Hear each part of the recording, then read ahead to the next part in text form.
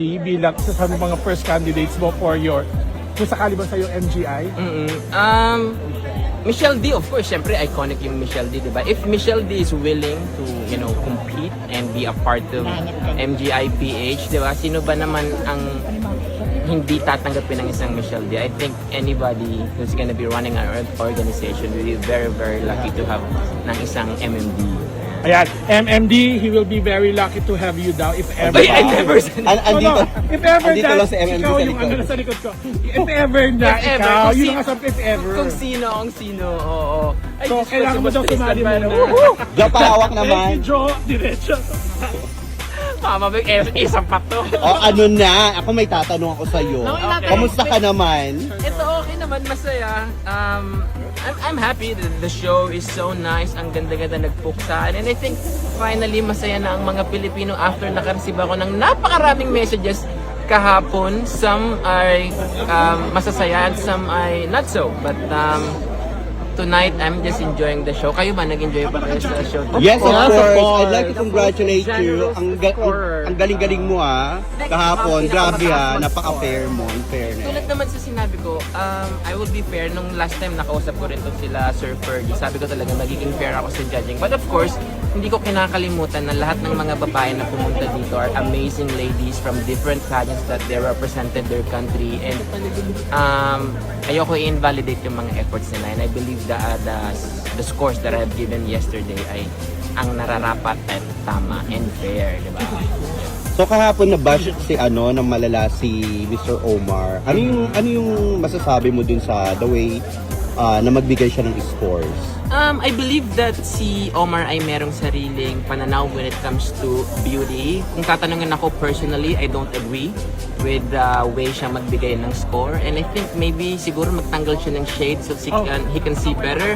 But I respect the way siya magbigay ng score because syempre lahat naman tayo ay merong kanya-kanyang pananaw pagdating kung anong maganda, kung anong hindi mo maganda. And Yes. of course, ako meron din akong sariling pananaw. Joe, And you mentioned about respect the that. shades. You mentioned about the shades kasi yun yung sinisigaw ng isa sa mga Oo. fans kanina. Sinisigaw na. Nagmumura nga Remove eh. the shades, Omar. Can you give more context or hindi ko pa ata na Kanina kasi, nasa likod namin siya. Man sumisigaw. Actually, nagmura pa nga eh. Nung halftime. Pinapatanggal yung ano ni Omar, yung salamin. Oo. Nasa likod lang namin kanina. Ako din personally, medyo ano din ako, but I think hindi ko ako pag Oh, the one from China? Yeah, he's actually the husband of one of the candidates. Okay. Husband siya ng isang Husband siya na isang candidate. Okay. in-interview mo yun siya. So, binigay niya yung real reason.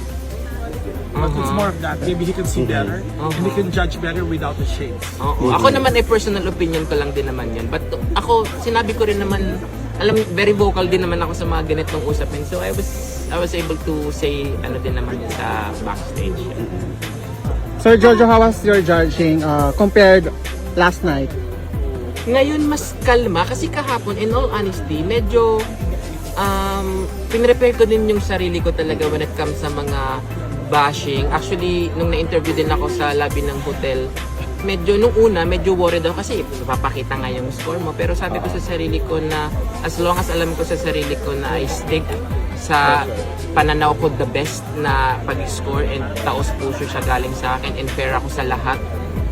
I think there's nothing na ako ay dapat matakot. So, Thank you, Sir Jojo. Thank you so much, Sir Jojo, and congratulations. Have you had a chance to parang makausap yung mga candidates na yung mga mabababang score? I think yung binigyan ng one, nabigyan ako ng chance na makasalubong siya kanina sa bus. Niyakap ko siya. Oh, that's so nice. Si Miranda. Oo, niyakap ko siya. And kanina while she's walking, I'm cheering for her.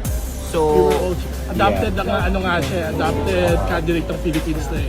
nakakatawa naman. But tonight, I think she's having fun. I think she used what had happened last night for her own advantage. Yes. And Yeah. ngayon, mas makikita mo na she's more of herself and she's having fun. She's just joy to watch. You're good, you're good. Thank you, Jojo. Thank you so So, much. makikita ka na lang namin sa magkikita-kita na lang tayo sa MGIPH. Ito na. Siguro kung ako man ang kukuning sponsor ulit para sa Oh, sapatos, I yeah. will. Ay, hindi na lang ako magsasalita. Magkikita-kita tayo Mag-uusap na lang ulit tayo mamaya, Jojo. Thank you. Galing mong lumusot sa sayo. Thank you, Sir Jojo. Alam ko hindi niya sasabihin. Diba? Alam mo yan. So inyo pong napanood itong explanation or paliwanag ni Sir Jojo Bragais dito sa kanyang pagbibigay ng mga score sa mga candidate ng MGI All-Stars. Dahil isa rin po siya sa medyo controversial na judge dito sa MGI All-Star competition matapos nga nung first round ng preliminary competition.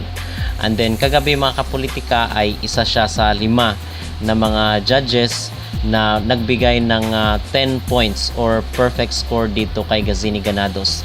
At yung napanood nyo doon sa ating naunang video, yung si Sai Scott, yung isang Thai na nagbigay rin ng 10 point na score dito kay Gazini Ganados, at inexplain niya rin, ipinaliwanag niya kung bakit paano siya nagbigay ng ganong mga score sa mga candidate, at ang sabi niya ay hinahanap niya yung confidence, yung energy doon sa pagrampa ng mga candidate.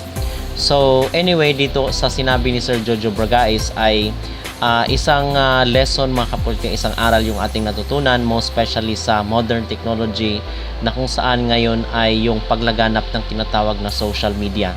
So hindi katulad doon sa Miss Universe before na merong score na pina-flash, pero ngayon kasi ang mga judges ay mga public personality na meron silang mga social media account. So mini-message sila, pini-PM sila, at nagkakaroon sila ng mga viral moment dito sa social media. Halimbawa na lang itong si Omar, na kung saan ay talagang binatikos at inulan ng negatibong reaksyon at comment dito sa mundo ng social media. So meron kasing mga social media account itong mga personalities na ito, itong mga nag-judge. So dito nga kay Jojo Bragais, sinabi niya mismo na may mga nag-PM sa kanya, may mga nag-message, at yung comment doon sa kanyang social media account ay talagang bumaha ng panawagan ng ating mga kababayan na kung saan ay bigyan din ng magandang score itong ating mga delegate dito sa MGI All-Star, most especially si Gazini Ganados.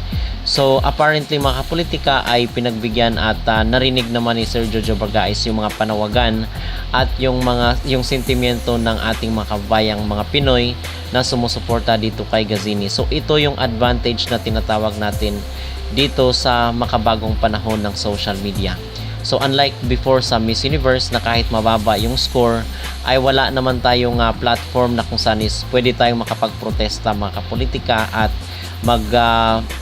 marinig yung ating boses. Ngayon kasi is marami ng way dito sa social media kung saan is makapag-vent out tayo, makapaglabas tayo ng ating mga hinanaing, mga hinanakit at mga sentimiento sa mga score nila, sa mga ginagawa nila, at yung pag-evaluate kumbaga ng kanilang mga performance ng mga candidate. So ibang-iba talaga ngayon, at ito yung advantage. At nakita nyo naman kahapon yung pagsisigaw nung boyfriend daw pala umano yun ng China dito kay Omar dahil nga sa kulelat na score na binibigay niya sa mga candidate. So binidyohan siya at talagang nag-viral, kumalat dito sa mundo ng internet yung video na nagsisigaw yung boyfriend ng China contestant dito sa MGI All-Star dahil sa kanyang galit dito kay Omar na nagbigay sa kanilang contestant ng mababang score. So dito sa sinabi ni Sir Jojo Bragais, sana ay magtuloy-tuloy na rin po ang magandang performance ni Gazini Ganados para kung mabigyan ng mataas na score, ng perfect score itong si Gazini, ay reasonable doon sa kanyang ipapakitang performance bukas dito sa finale ng MGI All-Star.